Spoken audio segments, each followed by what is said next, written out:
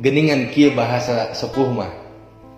Ujang nyai, lamun engke anjeun manggih buah anu buruk, teu kudu diala omat eta buah, teu kudu dipetik eta buah, antep we engke ge bakal murag sorangan.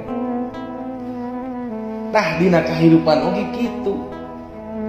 Di mana aya jalma anu ngewa ka urang, aya jalma anu goreng hatena ka urang, busuk hatena ka urang, antep tong dilayanan, antep tong saruakna ulah disanghareupan ku urang.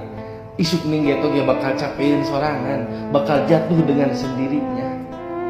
Maka fokus bikin urang dina kahirupan, sing lempeng ibadah, sing husuk ibadah, teangan ilmu anu manfaat, amalkeun ilmu nu aya, urusan batur ngewa jeung goreng ka urang mah sanggakeun ka Allah tong jadi pikiran urang. Jongjon tah urang ngajalani kahirupan.